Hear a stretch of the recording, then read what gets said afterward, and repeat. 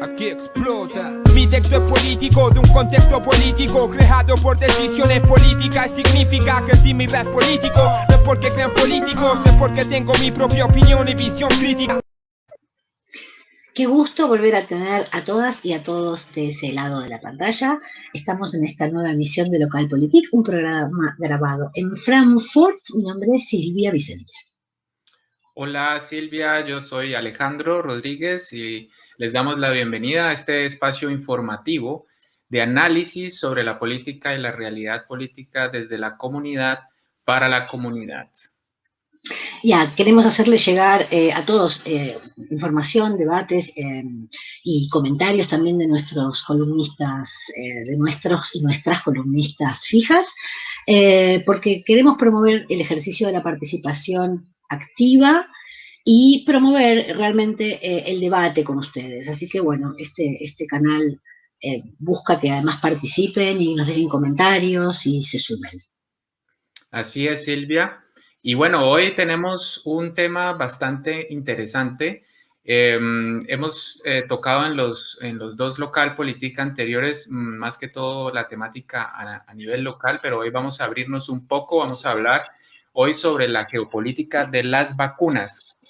Y de la mano de nuestra columnista Javiera Moya, ella es cientista política, veremos qué nuevas reglas de juego ha impuesto e impondrá esta pandemia a través de mecanismos que pretenden de alguna manera reorganizar todo el orden mundial. Y además tendremos también en exclusiva la presentación de un trabajo de investigación, un proyecto que quieren proponer desde la asociación o el grupo de trabajo Francisco de Miranda de la Universidad Goethe y la agrupación Die Linke Liste, también vinculada a la misma universidad. Sí, pensamos que nada más eficiente que una pandemia para lograr entender la vinculación que existe entre el impacto de la política global y la local, al mismo tiempo nada más contundente que ver el mapa de distribución de las vacunas que hasta ahora se han logrado producir y enviar a los países en el mundo para realmente tener una mirada del grado de desigualdad que esta situación tiene a todo el territorio, planeta Tierra en realidad. Y por otro lado, nada más obsceno que observar cómo el capitalismo con esta situación de pandemia tan dramática nos lleva también a confrontar situaciones como, o medidas preventivas o economía, o desempleo o muerte. Dilemas realmente muy, muy problemáticos y muy desiguales según en qué país pongamos la lupa. Sí, sobre todo cuando empezó esta pandemia, por ejemplo, voces muy influyentes dentro de la filosofía, por ejemplo, el filósofo Slavoj Žižek, él alcanzó incluso a entusiasmarse un poco con la idea de que esta crisis, de alguna manera, pues, diera un espacio para que todas esas expresiones humanitarias y de solidaridad pues se acrecentaran, pero la tendencia que se ha visto es que esta crisis ha hecho que la tendencia de acumulación existente se profundizara aún más, ¿no? Entonces vemos cómo los países hegemónicos, mientras que son las 4 las personas vacunadas de cada 10 habitantes, hay personas o hay países en donde solamente hay 4 personas vacunadas cada 500 habitantes. O sea, son digamos, diferencias que se han profundizado, ¿no? A nivel global. Sí, bueno, como ven, un tema sumamente polémico que realmente impacta de un modo realmente muy fuerte, porque estamos hablando nada más ni nada menos que de la vida y de la muerte de miles de personas, por no decir millones. Y por eso ahora queremos invitarlos a escuchar la columna sagaz, siempre muy inteligente, nuestra querida columnista Javiera Moya. Bueno, Javiera, gracias por tu análisis y por ayudarnos a mirar esto en perspectiva. Y bueno, queremos darte tu entrada para escucharte atentamente. Mi texto es político, de un contexto político creado por decisiones políticas. Significa que si mi rap es político, no es porque crean políticos, es porque tengo mi propia opinión y visión crítica. Hola Silvia y Alejandro. Desde que se inició la pandemia, la sociedad se ha visto enfrentada a diferentes desafíos, desde el acceso al sistema de salud, la crisis económica, el aumento del desempleo, el aumento de la desigualdad y la pobreza, el acceso universal a las nuevas tecnologías, el sistema educativo, entre otros. Considerando todo lo anterior, una solución efectiva en el corto plazo es lo que ha propuesto el Banco Mundial, donde la clave para salir de esta crisis será el despliegue y la inversión en vacunas. Desde una mirada más profunda, hemos constatado que con la cuarta revolución industrial, el ritmo sin precedentes del cambio tecnológico significa que nuestros sistemas de salud, transporte, comunicación, producción, distribución y energía, por nombrar solo algunos, se transformarán por completo. Además de todo lo descrito anteriormente y añadiendo la variable de la pandemia, se ha generado una incertidumbre sobre el futuro de la sociedad global y las medidas que hay que ejercer para poder adaptarse a los nuevos desafíos. Con respecto a la producción de la vacuna, los países que han sido claves en esta tarea son aquellos que desde hace tiempo invierten parte de su Producto Interno Bruto en investigación y desarrollo. En el siguiente gráfico de la revista Research and Development Board presentó su previsión anual de financiamiento mundial de la investigación y desarrollo. Como podemos ver, los países que invierten 3% o más del Producto Interno Bruto en investigación y desarrollo son los que mejor han podido generar una respuesta sanitaria y tecnológica congruente para controlar la pandemia. No es de sorprender que estos países son los que están produciendo las vacunas que se están distribuyendo en el mundo. El proceso de producción de las vacunas y la revolución industrial ha generado un cambio en la agenda política internacional. Se ha abierto un nuevo debate en torno a las nuevas potencias en el orden mundial. Estas potencias son las que han creado un capital tecnológico y han sabido generar nuevas soluciones acorde a los tiempos digitales. Sin embargo, este debate también ha generado una nueva interrogante acerca de qué ocurre en tiempos de pandemia y cómo reacciona la política internacional. Los nuevos temas de discusión se entrelazan entre el traspaso de conocimiento tecnológico y el rol de las empresas transnacionales, mayoritariamente las empresas tecnológicas y farmacéuticas. Desde una perspectiva económica, la nueva generación de capital es la inversión en investigación y desarrollo. Por ejemplo, en el año 2020, las 5 empresas que más dinero destinaron para investigación y desarrollo fueron Samsung, Alphabet, Volkswagen, Microsoft y Huawei. Pero, direccionando este análisis a la inversión y desarrollo de las empresas farmacéuticas, y según Statista, calculó que en el año 2019 las farmacéuticas invirtieron en un promedio el 22% de sus ganancias en investigación. Esto llevado a cifras significa que la empresa Roche invirtió cerca de 12,06 billones de dólares, Johnson & Johnson 11,36 billones de dólares, Merck 9,9 billones de dólares, Novartis 9,4 billones de dólares y Pfizer 8,65 billones de dólares.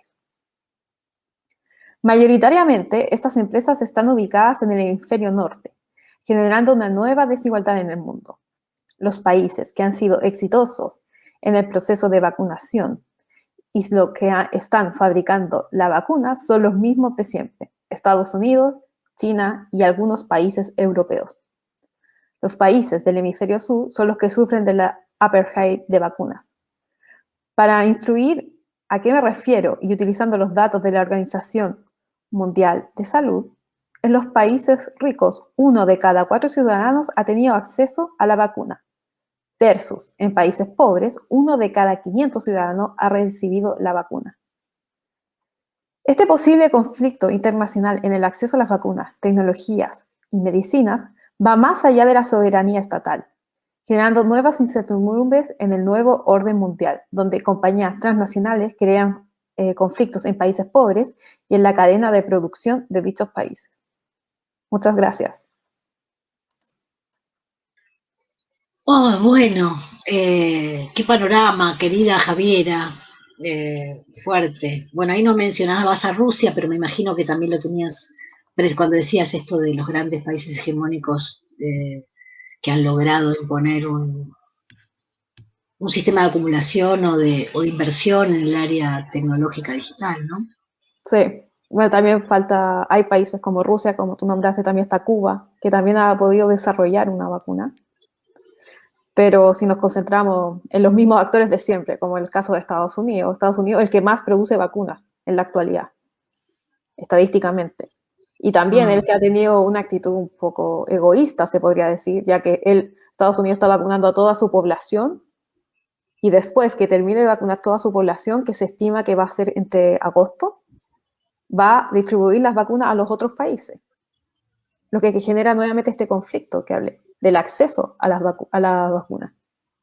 ¿Qué pasa con África? ¿Qué pasa con el sureste asiático? ¿Qué pasa con Latinoamérica?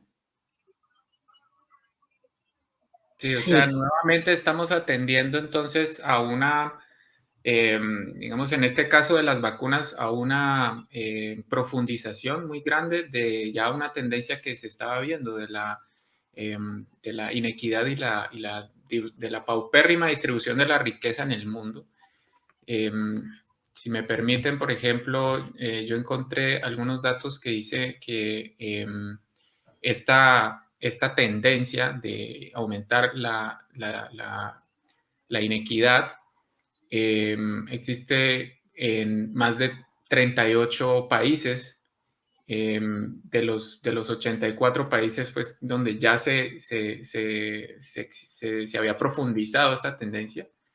En un coeficiente que lo inventó un científico italiano llamado Corrado Gini, que es el coeficiente de Gini. El coeficiente de Gini es muy sencillo, o sea, es de 0 a 1. Y 0 es, por ejemplo, en un país donde todos recibimos exactamente el mismo dinero. Ese sería como el coeficiente 0 o el número 0. Y 1 es si, por ejemplo, todo lo que se produce en ese país, la riqueza toda la tiene solamente una persona. Ese sería como los valores. Un ejemplo, por ejemplo, aquí en Alemania, el coeficiente Gini para los salarios, para lo que devenga una persona, está alrededor del 0,29. ¿Sí? No es tan malo, pero tampoco es pues el paraíso.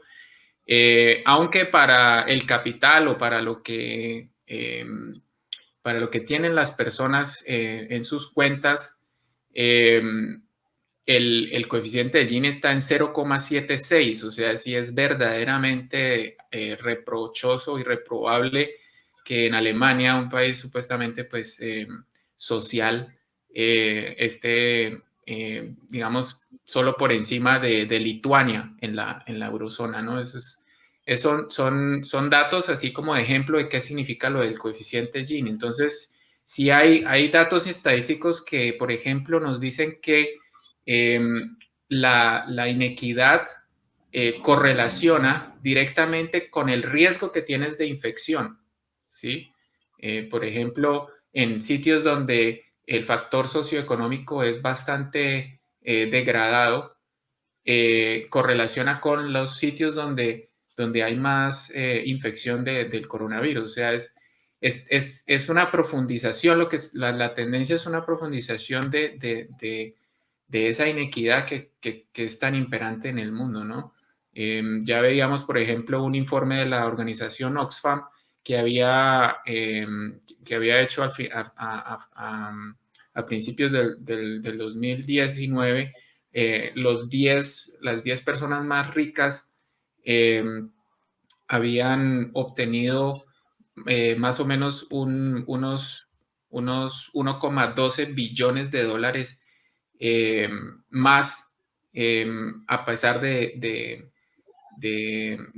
la pandemia, ¿sí? Solo el que fue el fundador de Amazon, Jeff Bezos, había ganado 60 millardos de dólares o 60 billones de dólares a pesar de la pandemia. O sea, los ricos más ricos del mundo, a pesar de la pandemia, siguieron haciéndose más ricos. Entonces, son como cosas que nos ponen a pensar acerca de lo que realmente está pasando, ¿no? Y esto de la vacuna, pues no se sale de esa tendencia.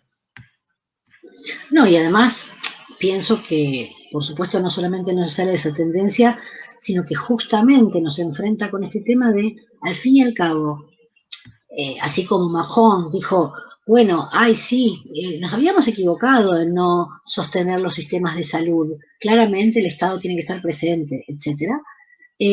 Claramente esto muestra como en realidad esta disputa de acumulación tiene consecuencias que no son solamente de desigualdad en la distribución del dinero, estamos hablando de la desigualdad en el acceso a la sobrevida, en el acceso, bueno, por supuesto ya lo sabemos que hay gente que muere de hambre, pero estamos ahora hablando de esta cuestión del acceso a las vacunas, por ejemplo, y en este punto realmente a mí realmente me parece un horror que el concierto de naciones hegemónicas puedan decir, sin que se les mueva un pelo, por ejemplo, Estados Unidos, que tienen acumuladas 7 u 8 dosis de vacunas por habitante, y no sé, y acá en Alemania ya claramente sabemos que en junio van a estar disponibles todas las vacunas que queramos para todas las personas que se quieran vacunar, y sabemos que hay países donde con mucha suerte en el 2023 van a llegar las primeras vacunas. Entonces ahí uno dice, ¿y cuál es el concepto de desarticulación de una pandemia si no es global? O sea, hay como un concepto que se da de patadas con el concepto lógico epidemiológico, porque en la medida en que las vacunas no llegan, las cepas se modifican, por consiguiente esas vacunas dejan de ser tan eficientes, y es como una cadena interminable. Y la pregunta es, ¿esta cadena interminable tal vez vendrá muy bien para seguir generando nuevas vacunas, para seguir generando como una dependencia total sobre este nuevo elemento de control y de gestión del nuevo orden mundial? No lo sé. Sí, tal vez yo tengo una pregunta para Javiera, antes de despedirnos de Javiera por ahora. Tú dijiste que había una elevada inversión de varias empresas, en su mayoría del norte global. Esa inversión que hacen, digamos, la hacen con sus ganancias, ¿no? Pero también hemos visto que ha habido una inversión y una inversión bastante fuerte del Estado, de los estados, para el desarrollo de esta vacuna, por ejemplo, ¿no? Entonces, no sé tú qué piensas al respecto cuando se habla de que entonces ahora estas farmacéuticas de alguna manera pues están monopolizando el negocio, aun cuando han obtenido de alguna manera pues esa subvención para desarrollar las vacunas. O sea, sí sabemos que ellos pusieron una plata, pero los gobiernos de los países industrializados también, ¿no? Sí, es que bueno, como la perspectiva desde las industrias farmacéuticas, porque yo creo que ellos son los que tienen como el rango o la chance de perder, es que la inversión en investigación y desarrollo es tan alta y hay distintas fases. Entonces ellos consideran en cierta medida legítimo, y está sustentado en las teorías macroeconómicas, de que el desarrollar una patente, ellos reciban un cierto tiempo la ganancia y después tienen los bioequivalentes, donde cualquier empresa puede hacer el mismo medicamento. Pero el caso es que ahora estamos en una pandemia, donde el acceso a la vacuna está generando un problema a largo plazo y está aumentando la desigualdad. Entonces, ¿qué pasa en este escenario? Y es ahí donde yo siento que los gobiernos, si bien está bien que ingresen incentivos para la empresa, para generar nuevos recursos o nuevos medicamentos, pero ¿qué pasa con la ciudadanía? ¿Quién es que sustenta la ciudadanía? Siento que es difícil, a mí me genera una contradicción el que los estados inviertan, o como esta partnership que se hace entre el estado y la empresa, pero ¿qué deja de lado los ciudadanos? Son los ciudadanos los que están perdiendo. Y en cierta medida las empresas farmacéuticas con el coronavirus han aumentado sus ganancias exponencialmente. Son las empresas que más han ganado, que se han beneficiado de esta, han sido las empresas farmacéuticas. Entonces, ¿hasta dónde llega el apoyo de los estados? No, y con el agravante que ya todas estas empresas han mostrado su dificultad realmente en generar una capacidad productiva conforme a la población mundial que requiere las vacunas. O sea, la conflictividad sobre los contratos firmados y el cumplimiento de esos plazos fue alta en distintos contratos, no solamente en Europa. Y entonces, bueno, primero hubo el contrato, te comprometo a que me compres no sé cuántos miles de millones de dólares y después, bueno, no cumple porque, bueno, me falta un componente, bueno, sí, no tengo capacidad de envasado, bueno, o sea, ¿qué estamos jugando? ¿Qué es lo que impera realmente acá? Claro, Esto es lo entonces, que a mí me espanta de la poca reacción real de eso entre los mecanismos estatales, y ni eso es un siquiera de poco, los países. perdón, Silvia, y eso es un Sí, poco lo sí. que abordé también en la columna, que como el impacto que generan los países, en los países soberanos, es con el proceso de distribución, ya que la cadena distributiva falla. ¿Y qué pasa en esos países? Esos países tienen que enviar parte de su producción a los países que están requiriendo, o donde, no sé, en el caso de Estados Unidos, que exige que se le manden los productos, o ese país puede tener un acceso a los recursos. Se genera toda una discusión y por eso creo que las empresas farmacéuticas y las tecnológicas son nuevos actores dentro del escenario de política internacional. Muy Cómo Totalmente. los interesante. estados o los estados tienen que empezar a controlar o generar límites de acción de estas Sí, transnacionales. vienen a ser así como el poder financiero, ¿no? O sea, el poder financiero también es un poder bastante desterritorializado y bastante desvinculado del poder de intervención estatal, y pareciera ser que ahora las industrias farmacológicas jugara un poco ese mismo elemento, como que de alguna manera queda desvinculado de las regulaciones reales, estatales y territoriales, ¿no? Claro, claro. Vamos entonces a despedirnos por ahora de Javiera y vamos a darle paso a la entrevista que teníamos planeada con nuestros amigos de Francisco de Miranda y la agrupación Die Linke Liste. Mi texto es político, de un contexto político creado por decisiones políticas. Significa que si mi rap es político, no es porque crean políticos, es porque tengo mi propia opinión y visión crítica. Bueno, y como les comentamos al principio del programa, vamos a entrevistar a dos integrantes de dos agrupaciones que se han tomado la quijotesca tarea de llevar adelante un proyecto de formación política, y los vamos a saludar al principio. Hola Alejandro Gómez Laverde, hola Juan Manuel Quintero. Buenos días, mucho gusto. Buenos días, muchas gracias por la invitación, por dejarnos este espacio aquí. No, por favor, al contrario, gracias por venir a compartir esta primera presentación pública de un proyecto que parece sumamente interesante. ¿Qué tal si, por un lado, comentan a qué organización pertenece cada uno y después empiezan a contarnos de qué se trata?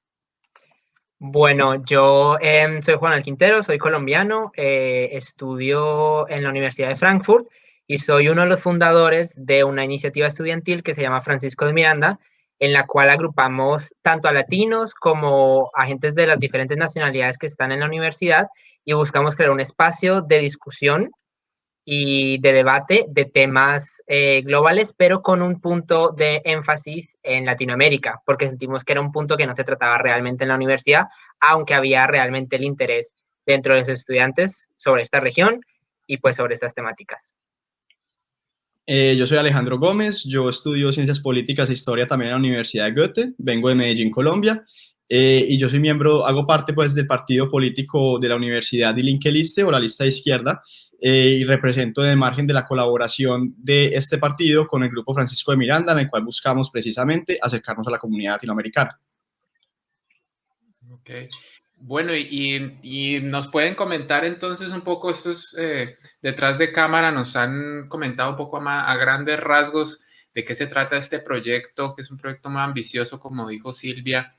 Y bueno, ahora en este contexto de pandemia que ha tomado tanta relevancia con respecto a lo que hemos tratado en este programa de Local Política, ahora también en el contexto de las vacunas, la inequidad que existe en el mundo, ¿no? En el contexto global, en el concierto global, los países hegemónicos siempre, digamos, de alguna manera profundizando la inequidad en el mundo.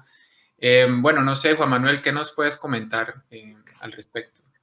Sí, claro, esta cooperación que sale pues de la iniciativa Francisco Miranda y de Linkeliste, sale al querer tematizar y crear una, por así decirlo, una escuela política sobre lo que es toda la estructura global y las desigualdades que se encuentran en lo que se denomina el norte global y el sur global entre estos países desarrollados y los países en vías de desarrollo.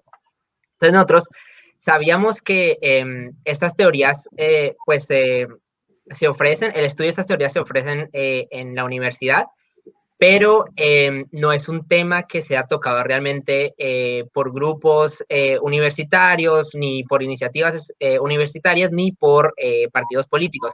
Entonces, a través de esta cooperación, lo que queremos hacer es informar a la gente y educar a la gente sobre lo que son estas estructuras para que se dé el tema y el debate dentro de la universidad, que es un tema muy importante, sobre todo, y esto lo ejemplificamos en este momento a través de lo de las vacunas, ahí como se ve la repartición, como dijiste Alejandro, tan desigual entre los países del norte, Estados Unidos, la Unión Europea, y los países del sur global, especialmente pues nosotros nos estamos enfocando ahora en Latinoamérica. Muy bien. ¿Y qué podrías comentar vos, Alejandro? Nuestro proyecto lo que busca es, ante todo, traer como a la discusión política en los círculos académicos europeos, más que todo pues acá en Frankfurt, lo que son las perspectivas interseccionales sobre el desarrollo y el subdesarrollo, llevando una investigación y expresando diferentes tipos de posts y lo que llaman acá flyers, este tipo de cosas en los cuales tematicemos precisamente perspectivas del tercer mundo sobre la cuestión de desarrollo y subdesarrollo, lo cual esta crisis del corona nos da la oportunidad de ejemplificarlo bastante claro, debido a que toda esta crisis pues a nivel global de la repartición de las vacunas y esta desigualdad es un ejemplo perfecto de lo que son relaciones de codependencia en el cual el tercer mundo se ve claramente perjudicado y el primer mundo claramente se beneficia del subdesarrollo del tercer mundo. Pero ustedes podrían ya plantearnos que tienen así como una hipótesis de, en este concierto, digamos, de macropoderes, ¿qué está pasando en el concierto internacional entre, vamos a decir, China, Rusia y Estados Unidos? ¿O todavía están investigando? Yo, si puedo decir ahí, claro, pues principalmente nosotros nos organizamos de cierta forma en dos grupos, que uno se encarga de ver los temas de actualidad y otro se encarga más de especializarse en lo que es la teoría, porque queremos como que combinar estas dos cosas para que sea todo más entendible. Y esto, por ejemplo, si se ve incluso en lo que acabas de decir, Silvia, en que claramente estas relaciones de dependencia y entre el primer mundo y el tercer mundo se ven perfectamente reflejadas en lo que está pasando ahora, en lo que es la geopolítica de las vacunas. Por ejemplo, si estamos en este momento enfocándonos en eso, es como nuestra primera fase del proyecto, que lo que tiene que ver con las vacunas, pero ya hemos, por ejemplo, sacado ciertos datos y estamos empezando a trabajar en ciertas piezas gráficas. Simplemente como para dar un dato ahí bastante rápido, si miramos en el mapa global, pues, lo que son las vacunas, las dosis aplicadas por país, vemos la gigantesca diferencia entre las dosis aplicadas en los países del primer mundo y los países del tercer mundo. Por dar un ejemplo específico, en Estados Unidos, las dosis aplicadas por cada 1.000 habitantes son 64 y en el Reino Unido son 65. Incluso Alemania, pues, que como sabemos, apenas ahorita se está poniendo las pilas con la vacunación, es 28 dosis por cada 1.000 habitantes. Mientras que cuando ya nos vamos al continente al continente americano, en Latinoamérica, vemos que Ecuador tiene 3,2 dosis por cada 1.000 habitantes y Honduras 0,6. O sea, la diferencia es enorme. Y si uno mira, por ejemplo, las diferencias de poblaciones entre Latinoamérica y el primer mundo, Latinoamérica representa alrededor del 15% de la población mundial, pero no tiene las vacunas para eso por lo que son los procesos de acaparamiento. Y ahí juegan mucho los intereses geopolíticos, tanto de los países occidentales como de los países de la posición global, por así decirlo, que sería China y Rusia. Vale, eso es un proyecto bastante interesante. Digamos, a mí me interesaría también un poco saber cómo es la estructura, qué están ustedes proponiendo para hacer como pedagogía acerca de esta temática, o sea, el desarrollo de la teoría y tal, pero cómo quieren ustedes presentarlo. Y también quisiera saber si ustedes se van a quedar, digamos, en el ámbito académico, en hacer el debate y la discusión a nivel universitario, o si van a de pronto a trascender y de pronto hacerlo, digamos, con toda la comunidad o con la comunidad un poco pues interesada, pero también, digamos, a la comunidad en general. Precisamente eso es lo que estamos buscando, crear un tipo de punto de quiebre o un punto en el que se pueda emergir la teoría con la actualidad. Como estamos estructurando el programa son con 2 grupos de trabajo, uno el cual se ocupa de la rama teórica en relación a las existentes teorías de desarrollo, las cuales representan una perspectiva interseccional, siendo estas la teoría de la dependencia, el estructuralismo y la teoría de los sistemas mundiales. Y a su vez tenemos otro grupo de trabajo el cual se va a estar enfocando con actualidad. El punto entonces de estos grupos es estar constantemente en conjunto sacando información en la cual podamos sustentar con ramas teóricas y contenido teórico unos argumentos que traigan a luz lo que es la contradicción de la retórica burguesa cuando se viene a la cuestión del desarrollo, que eso se expresa ante todo en la teoría de la modernización, la cual hoy en día es la regente en el margen internacional, y a su vez estar pudiendo apoyar toda esta argumentación en el margen de, ante todo, lo que sucede en este momento con la pandemia y cualquier otro evento internacional el cual nos ayude concretamente a apoyar precisamente nuestros argumentos teóricos. El punto de esto es mantener una discusión de un nivel elevado y apto, para así decirse, para un análisis político, y a su vez tener material de información de actualidad, el cual sea llamativo para cualquier persona que tenga interés en el tema, y así poder alcanzar el mayor número posible que podamos de la comunidad, no solo latinoamericana, sino también la comunidad europea, ya que aquí es donde se ve la gran posibilidad de cambio, tristemente, debido a la marginalización del tercer mundo a escala internacional. Bueno, digamos que un poco están poniendo énfasis en construir una perspectiva crítica, ¿no es cierto?, de la ciudadanía en general. Me parece interesante esta articulación entre la teoría y la práctica, lo que llamaríamos una praxis política diferente también. Y bueno, tal vez son modos de construir nuevas realidades, ¿no? Claro, de todas maneras, pues la universidad está para eso, digamos, y sobre todo, pues con tanta historia que ha tenido la Universidad Goethe con la Escuela de Frankfurt y las teorías de la crítica al capitalismo, etcétera. A mí pues me llena de mucha emoción y alegría de escuchar, pues, que estos muchachos y muchachas se den la pela y saquen adelante un proyecto de esa envergadura. No es tan fácil.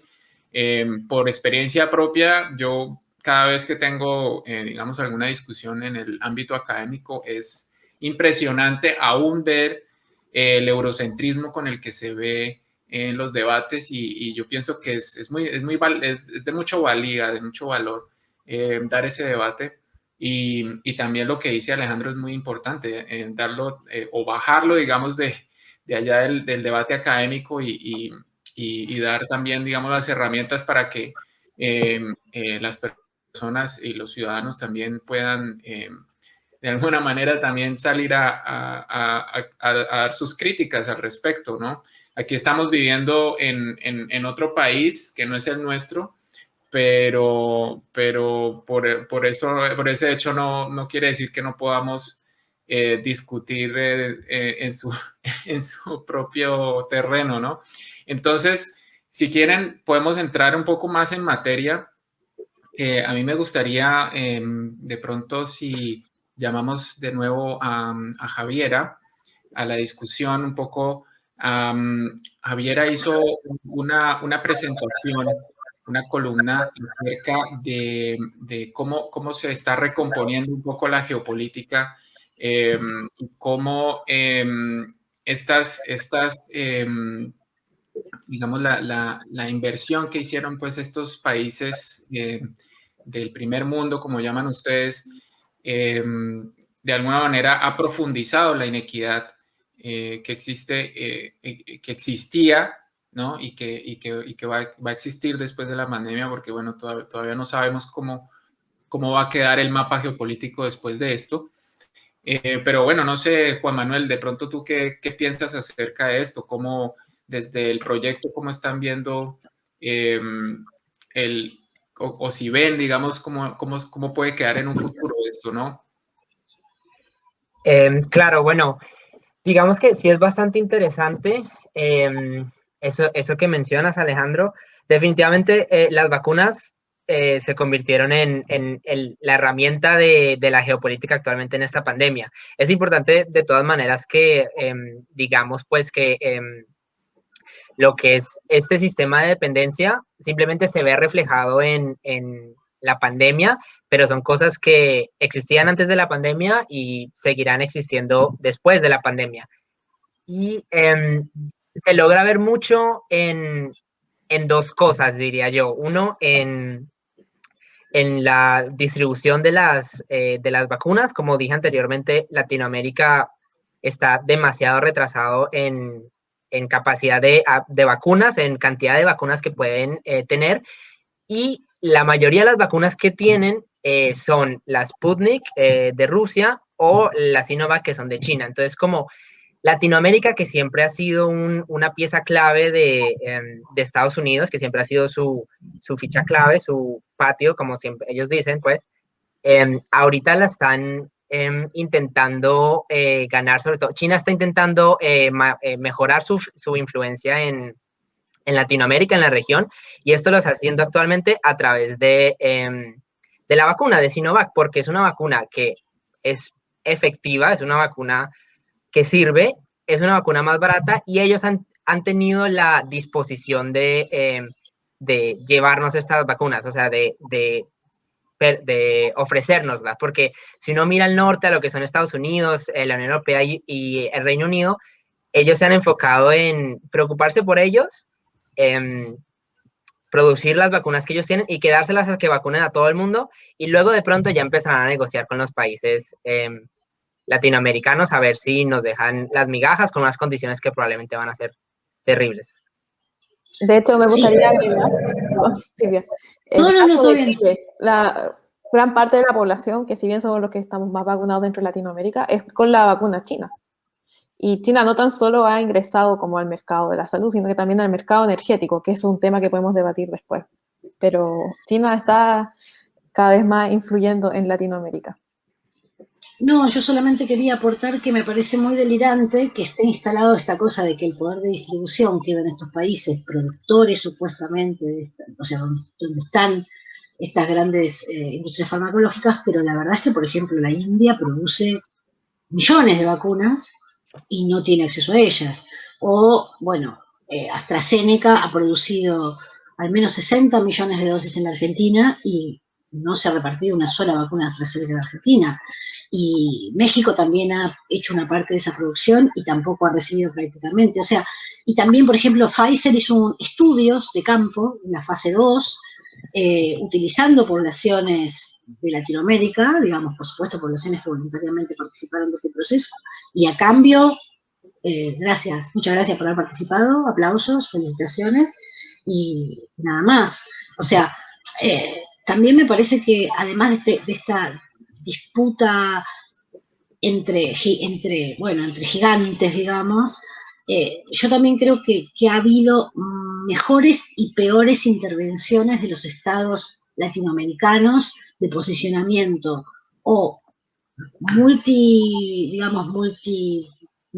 multilateral, o sea, no sé, por supuesto yo puedo hablar de lo que más conozco, que es el Cono Sur, o sea, la multilateralidad de Argentina le permitió hacer contratos con Estados Unidos, con China y con Rusia, para finalmente, bueno, llegar a este proceso en el que estamos ahora, donde ahora Argentina es la primer es el primer país en donde se produce una transferencia de conocimientos y tecnología por parte de Rusia para producir la Sputnik en Argentina para América.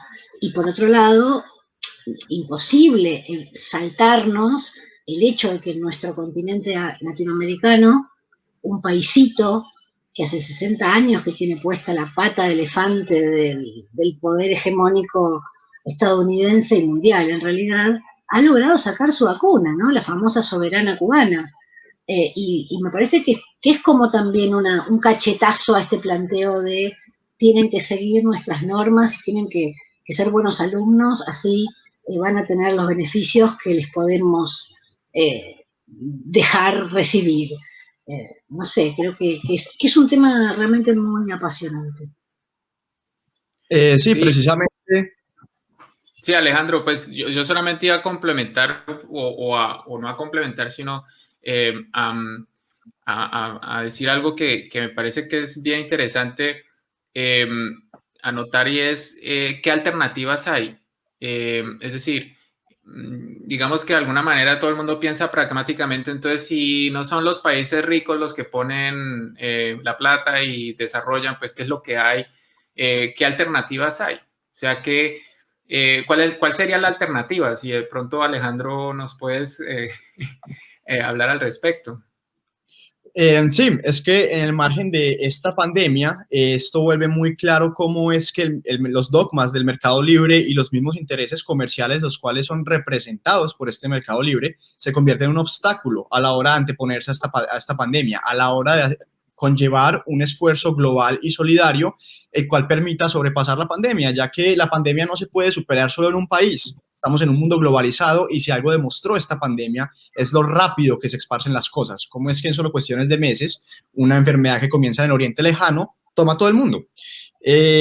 Vemos que ante todo el obstáculo mayor que tenemos, y no solo obstáculo, sino la herramienta por la cual los intereses burgueses y comerciales se ven protegidos a la escala internacional, es el derecho a las patentes, ya que la retórica de las patentes son el incentivo económico para que los fármacos desarrollen sus vacunas termina convirtiéndose en algo casi vacío, viendo que ya tenemos las vacunas desarrolladas, pero estas mismas patentes son lo que inhiben completamente que se conlleve un esfuerzo global, el cual nos permite anteponernos a la vacuna rápido.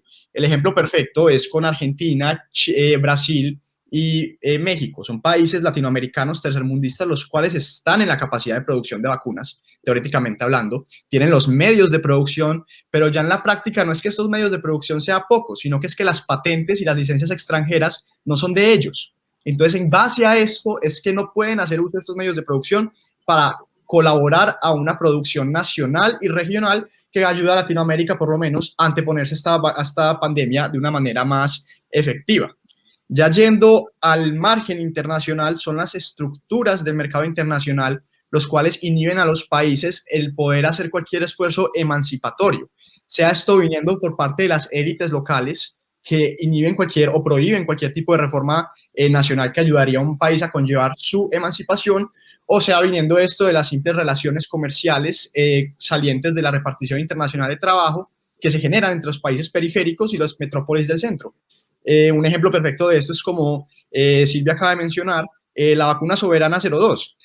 Cuba, a causa del bloqueo económico que le hace Estados Unidos, ha podido desarrollar una industria farmacéutica, la cual le ha permitido, en margen de esta pandemia, hacerle un frente independiente a la pandemia, a diferencia de los otros países latinoamericanos en donde tenemos un mayor desarrollo tecnológico, un mayor desarrollo en comodidad, por así decirse, pero a la hora de buscar esfuerzos independientes en los cuales no solo necesitemos la autorización comercial, por así decirse, del primer mundo, sino que también se dependen de las licencias extranjeras, la transferencia de tecnologías para poder hacer frente a esta pandemia. Esto es algo que en los países más desarrollados de Latinoamérica no es suficiente.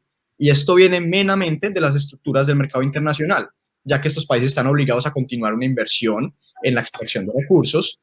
Y yendo ya a la parte económica, no es como que sean países que se puedan costear dejar de invertir en esto. Son situaciones humanitarias muy precarias. Y esto es algo que hay que tener en cuenta, ya que en realidad es la población tercermundista la que en este momento se encuentra en situaciones de hambruna extrema. Mientras acá en el primer mundo, donde se está vacunando tan rápido, ese no es el caso. Sí, por ahí yo había escuchado una frase de nuestro queridísimo primer ministro o presidente de Alemania, Steinmeier, que decía, hombre, ¿cómo es posible esta situación de insolidaridad mundial en medio de una pandemia? Necesitamos que todos demos algo, ¿no? Como que todos pongamos un granito de arena para solventar esta situación. Y al mismo tiempo le preguntaban, bueno, ¿y usted qué opina de esa petición al Organismo Mundial del Comercio de países como Sudáfrica o India para liberar la patente? Y decía, no, yo no puedo opinar al respecto. O sea, ahí se ve esa doble moral al respecto, ¿no? Y, por ejemplo, personas como nuestra queridísima Greta, la afamada ambientalista, Greta Thunberg, dice, es absolutamente inmoral que los países de altos ingresos estén vacunando a las personas jóvenes y sanas si eso ocurre a expensas de las personas en grupos de riesgo y trabajadores esenciales en los países de bajos y medianos ingresos. Y esta es una prueba moral. Hoy hablamos de mostrar solidaridad y, sin embargo, el nacionalismo de las vacunas es lo que determina la distribución de ellas mismas. Lo que estaba hablando Javier en su columna sobre el apartheid, ¿no? Que existe. Es bien, bien interesante, es un tema que es súper actual.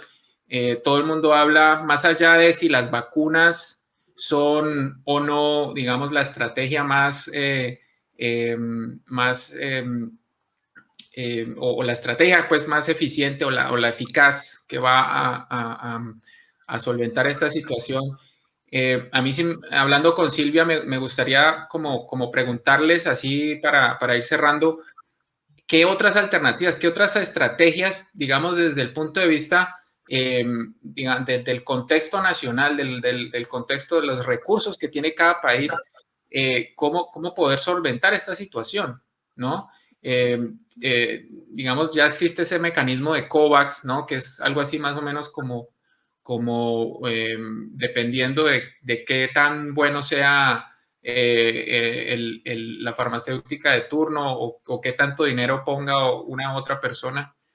Pero ¿qué otros mecanismos hay? Bueno, ya hablamos sobre la soberana de Cuba, que es un país que ha invertido durante muchísimos años en ciencia y tecnología, a pesar de sus problemas económicos.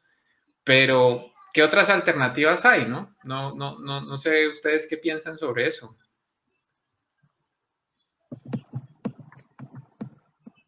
No sé si Juanma tiene algo para aportarnos, porque creo que quería darles un espacio a ver si ellos querían agregar algo más.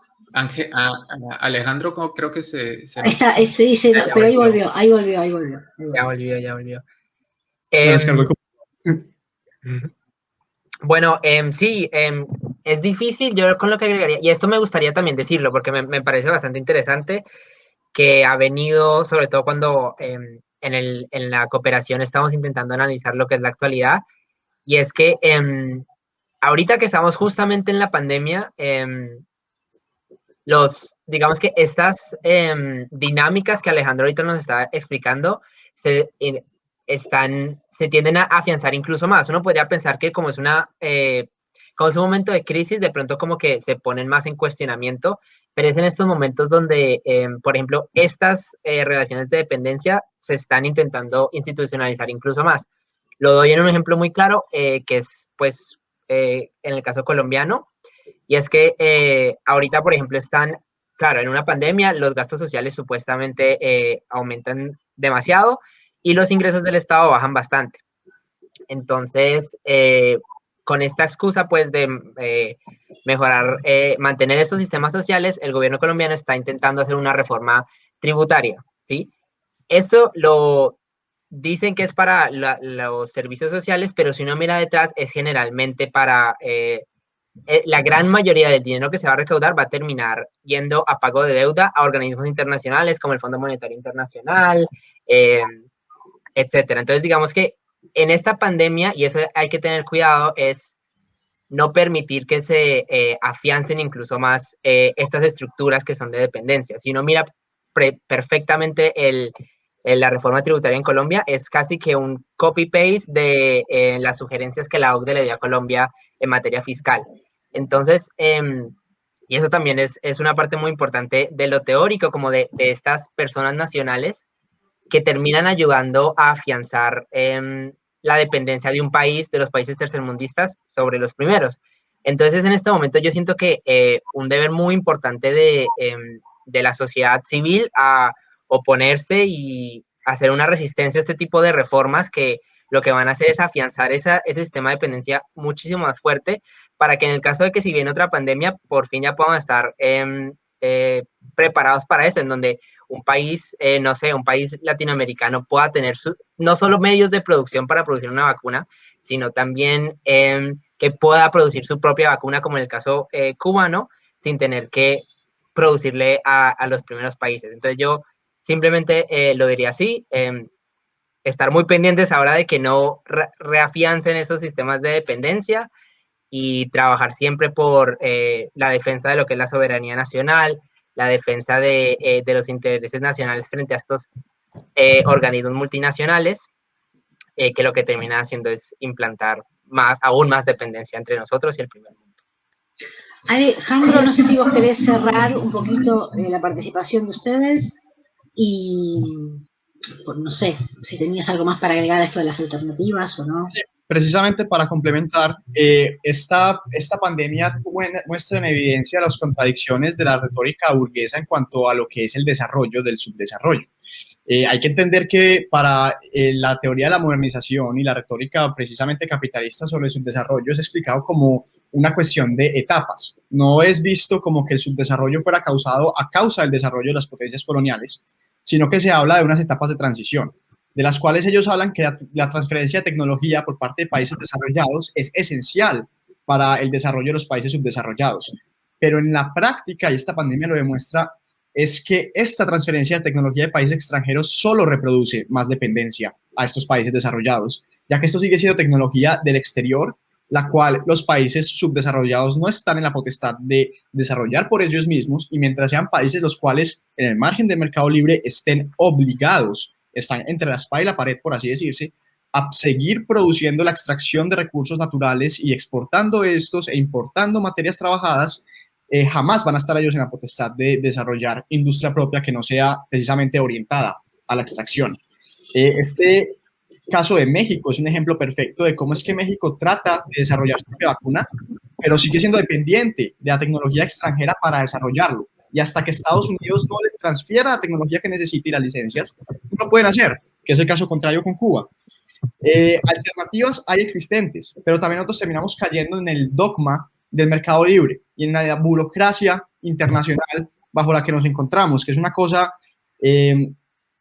incomprensible en mi opinión. Por ejemplo, existe lo así llamado licencia obligatoria, lo cual obliga a las patentes a ser liberadas en caso de una crisis humanitaria internacional, pero hasta el día de hoy ni la OMS ni la ONU tienen un consenso de qué es una crisis.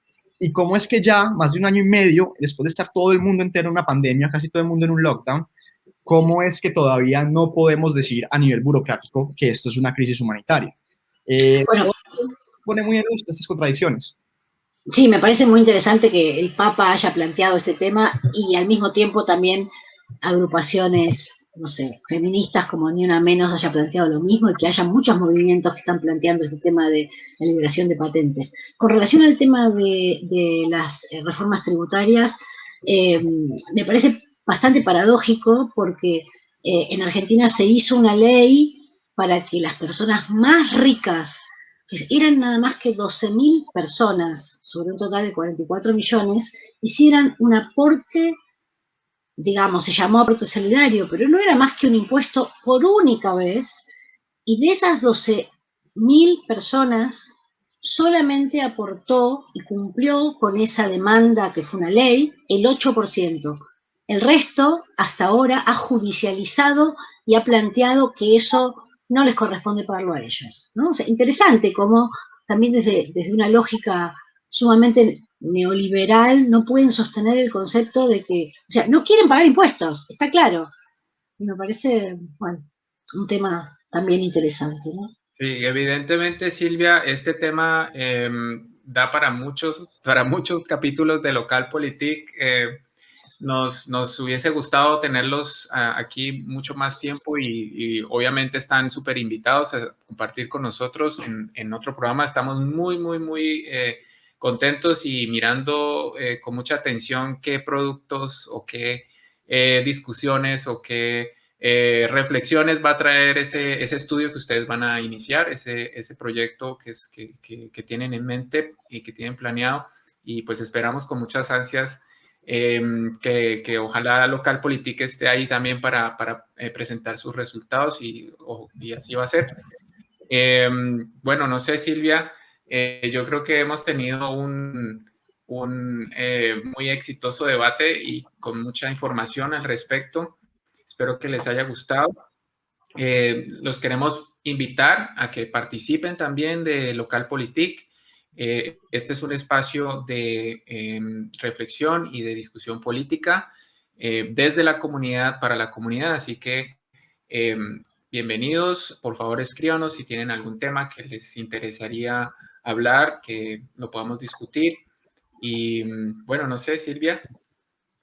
Bueno, y le damos las buenas noches o las buenas tardes o los buenos días, depende de cuándo estén mirando, a todas y a todes, y gracias por estar ahí. Nos vemos pronto. Muchas gracias, Camila, Juan Manuel, Alejandro.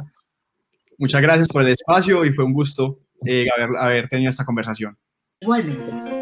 Aquí explota. Mi texto es político, de un contexto político creado por decisiones políticas. Significa que si mi rap es político, no es porque crean políticos, es porque tengo mi propia opinión y visión crítica.